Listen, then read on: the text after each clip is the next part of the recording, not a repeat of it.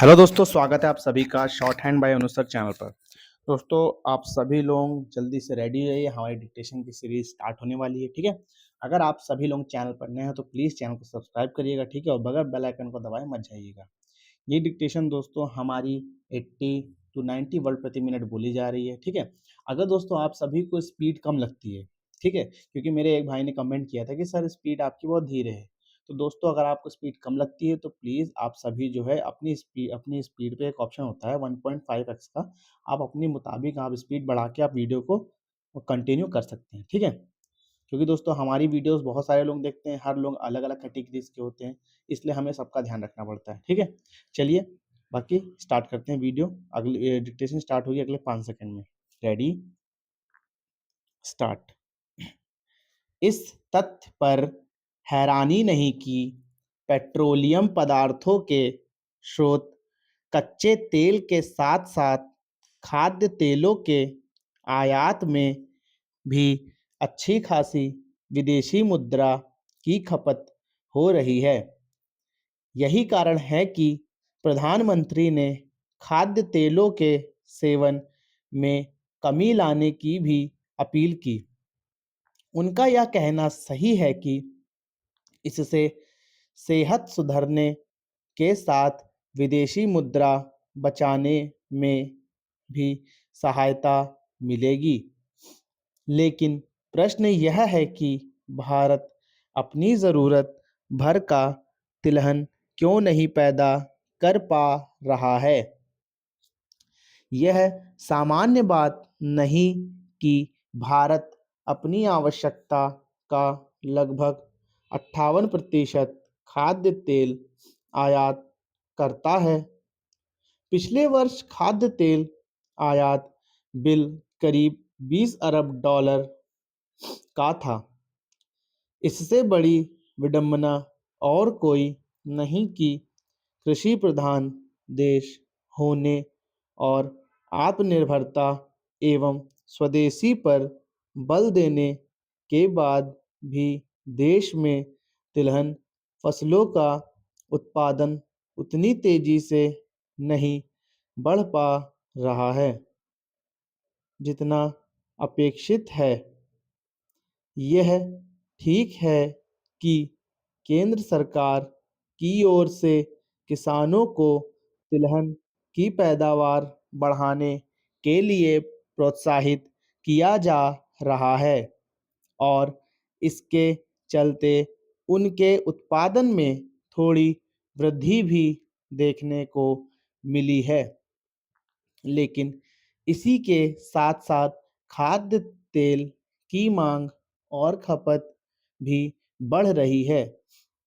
ऐसा इसलिए हो रहा है क्योंकि जैसे-जैसे लोग आर्थिक रूप से सक्षम हो रहे हैं, उनके खान-पान में तेलों की खपत बढ़ रही है।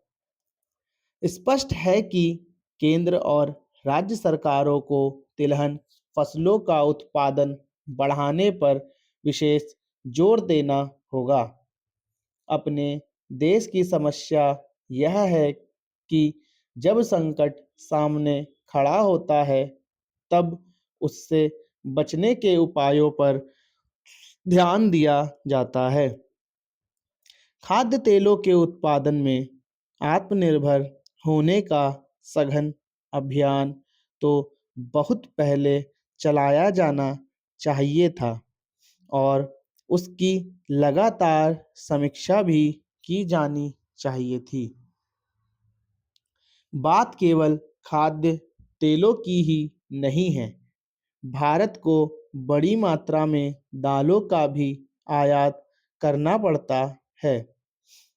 इसमें भी विदेशी मुद्रा की खपत होती है।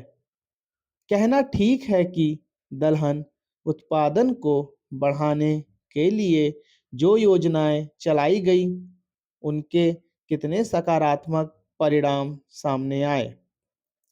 जो भी हो, यह सही समय है कि सरकार पेट्रोलियम पदार्थों समेत अन्य आयातित वस्तुओं में कमी लाने के ठोस एवं दीर्घकालीन उपाय करे।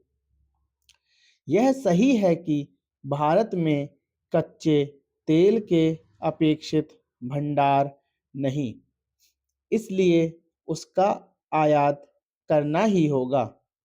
लेकिन आखिर हर तरह के ईवी वाहनों की खरीद बढ़ाने के लिए कोई आकर्षक प्रोत्साहन योजना क्यों नहीं लाई जा पा रही है और उनके लिए चार्जिंग स्टेशनों का विस्तार द्रुत गति से क्यों नहीं हो पा रहा है।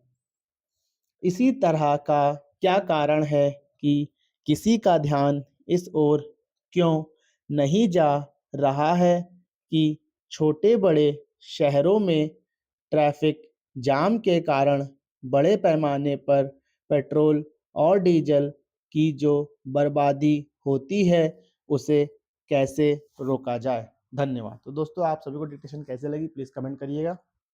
और अगर आपको कोई शब्द छूट जाता है दोस्तों घबराइएगा नहीं, उस शब्द को दोस्तों अपनी कॉपी पे नोट करिए, कम से कम उसकी 4 से 5 बार आपको प्रैक्टिस करनी है, उसके बाद फिर से आपको इस डिक्टेशन को लिखना है। आप देखेंगे कि इसी प्रकार आपकी धीरे-धीरे गलतियाँ भी सुधरती चली जाएँगी और आपकी स्पीड भी बढ़ जाएगी, ठीक है? मिलते हैं हम लोग कल फिर इसी वक़्त, इसी वीडियो के साथ, तब तक के लिए धन्यवाद। जय हिंद, जय भारत।